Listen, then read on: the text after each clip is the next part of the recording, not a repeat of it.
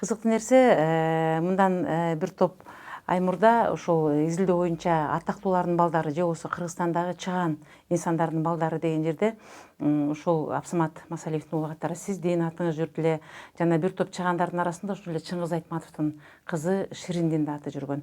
Бүгүнкү күндө ошолор атанын татыктуу уул кызы боло алдыбы деген суроо коюлду эле ал жерде.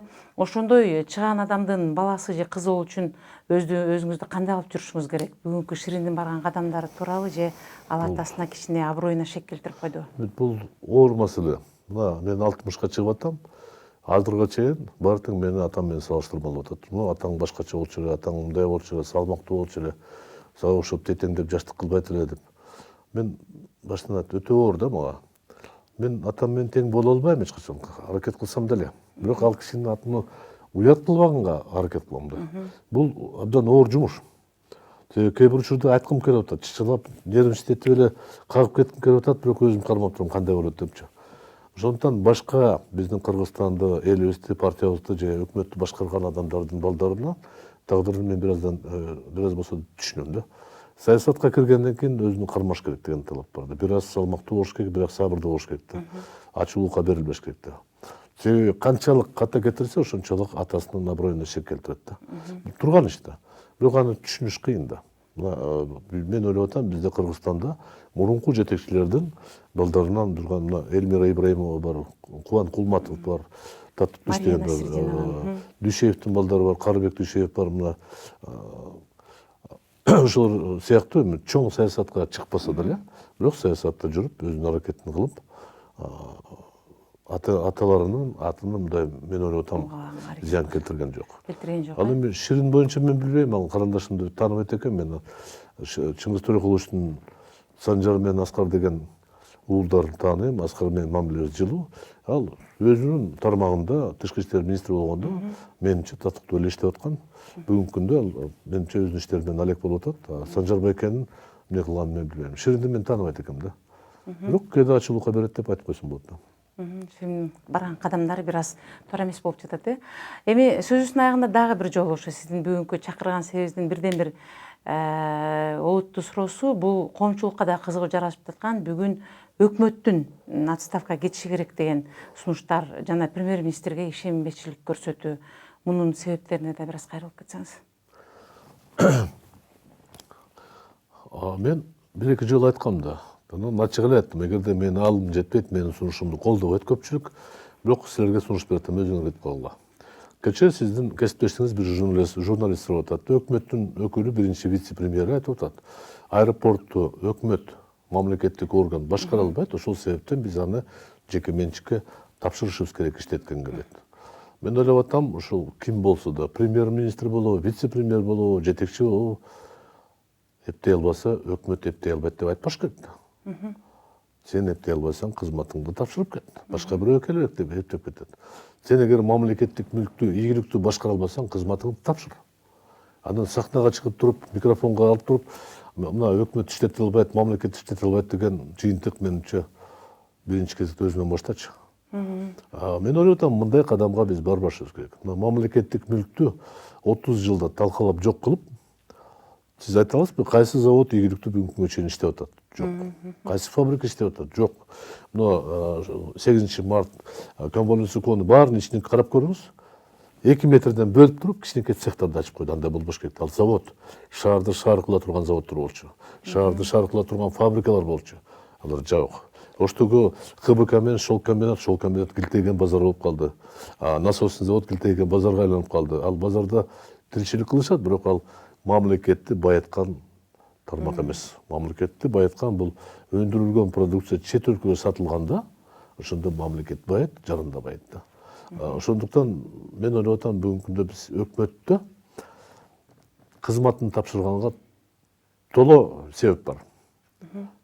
Мына биз жакында 2018 жылы бюджетинин аткарышын өзгөртүүлөрдү бекитип койдук да. Анан 2019 жылдын бюджетине өзгөртүү киргиздик. Биз 4,5 миллиард сомго азайтууну бекитип бердик. Демек бул өкмөт 4,5 миллиард сомго иштей албай коюптур да. Биз жоопко тарткандын ордуна Биз өкмөткө бекитип берип атабыз, мыйзамдаштырып берип атабыз да, кыскача айтканда. Кийинки жылы бизде отчет менен келгенде айтат, мына силер бекиткен көрсөтмөлөрдү биз ашырдык деп айтат. Мен ойлоп атам, биз ар бир жаран жууну чапты ким чапты болуп калат экен бул жерден да.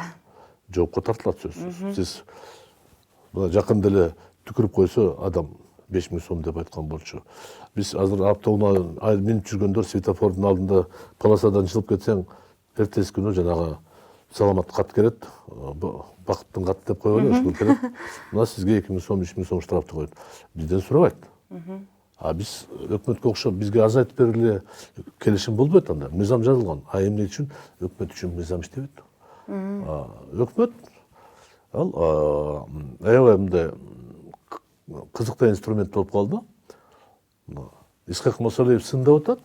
Демек Исхак Масалиев койгон айыл өкмөтүндөгү 2 мектеп боюнча маселе чечилбейт бир топ жылдан бери. Ал эми колдогон депутаттардын айылдардагы мектептер ремонтто болуп атат, башка нерсе болуп атат. Мен ушул мектеп үчүн жок нерсеге кошуматчы болом десем, бул мен башка нерсени жоготом да. Бетти жоготом да, ар намысын жоготом. Ошондуктан бул өкмөт ошо менен пайдаланып туруп, айрым депутаттар менен иштеп туруп, башынан сылап туруп, кээ бирлерине саат берип, кээ бирлерине отличник берип, башка нерсе кылып, жакшынакай сый урмат менен иштебей эле сауналарды ачып, контейнерден жасалган мектептерди ачып, биз мына жетиштигибиз ушул дейт. Ошол эле мезгилде Кыргызстандан инвестициялар азайып баратат. Капитал чыгып атат. Бул өздөрү берген маалымат негизинде. Капитал чыгып атат деген бул качып атат деген сөз да. Сөз кыралып жана нарындагы өнүкпөйт деген сөз да. Биз азыркы күндө реалдуу түрүндө чет өлкөдөн келген 2 миллиард долларга жакын акча менен жашап атабыз.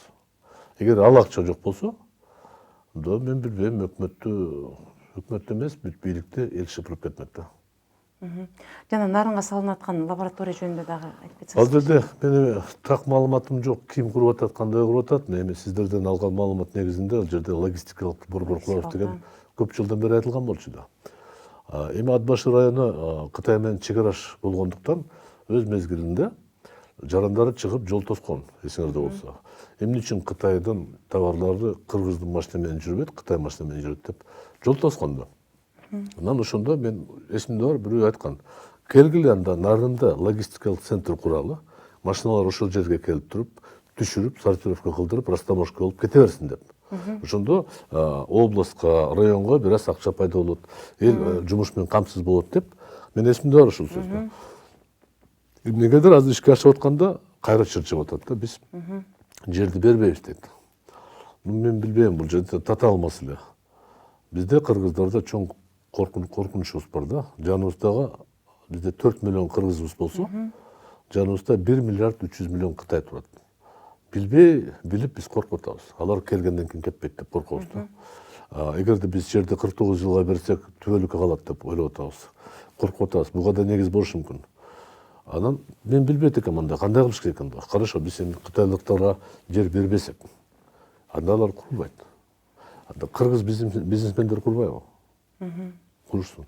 Бирок ошондо, мисалы үчүн, Салымбековго, Жабабановго 49 жылга 200 гектар берсе, ишенгиле ошондо деле эл чыгат. Биз эмнеге аларга беришибиз керек деп, э? Демек анда башка бир кошулган, жергиликтүү жамаат менен кошулган бир ишкана түзөлү, мен билбейм аны. Ойлош, жол издеш керек. Казакстан Харгоско ошондой эле жерин берип, бүгүнкү күндө алардын экономикасы тарыхый СССРден калган болчу да. Ал илгертен бери эле иштетип аткан шарт болчу да. Анан алар ал жерде бир аз башкачараак, себеби Казакстанда бийликтин күчү көбүрөөк да. Эгерде падышасы айтса, ал мыйзам деп эсептелет да. Бизде биз эми революция менен барып биз депутаттарды эмес, президентти укпай коебуз да. Биз кааласак кетсин деп чыга беребиз да. Биз кыргыздар эркин шайыр адамбыз да. Өз эркин менен жашай беребиз да. Ал эми экономика бул кичине башкачараак. Же түшүндүрмө иштерди жүргүзүш керек. Же балким ошол жердеги жамаат менен сүйлөшүп туруп, кандай жол менен болуптур жерди бербейли, кандай иштетели анда. Бүгүн бир айыл өкмөт болот. Мына бүгүнкү муун каршы болсо, экинки муун аксакалдар жол бериш керек деп айтышы мүмкүн да. Экиге бөлүнүп кетиши мүмкүн. Бирөө колдойт, бирөө колдобойт. кандай кылыш керек анда? Жанагы ошол ишканадан келе турган пайдалардын булактары мындай бөлүнүш керек деп айтабыз. Анда башка маселе болуп турат. Бул мамлекеттик чыгара болсо, мамлекетке келген акча болсо, эмне үчүн алыскы Лелек районго түшпөйт акча? Ал башка түшөт деген ал деле чыгат да. Ошондуктан бул терең маселе, мен ойлоп атам, эгерде чыр болсо, бир аз токтотуп туруп, өкмөт бир эл менен талкуулап биринтипке келиш керек. Башка жол жок. Эгерде ушундай калп күчкө салып бирден алдап жасап койсок, анда эртең мындан да кыйын болуп калат да. Адам өзүнүн кыйынчылыгын башка бирөөнүн аракетинде көрөт да. Табигат ушундай да. Туура эмес болуп калат, Маегизге чоң рахмат. Мындан ары да келип биз менен байланышып туруңуз. Мен ойлойм, ошо сиздей саясатты жакшы түшүнгөн, элге туура мамиле жасап, туура маалымат жеткире ала турган инсандар бизге көбүрөөк керек. Ишиңизге ийгилик каалайбыз. Мүмкүн 7-чи чакырылышта да эл өкүлү болуп калсаңыз, мен ойлойм, сиздин шайлоочуларыңыз сизде сөз жок колдойт. Ишиңизге ийгилик каалайбыз. Рахмат. Ийгилик болсун.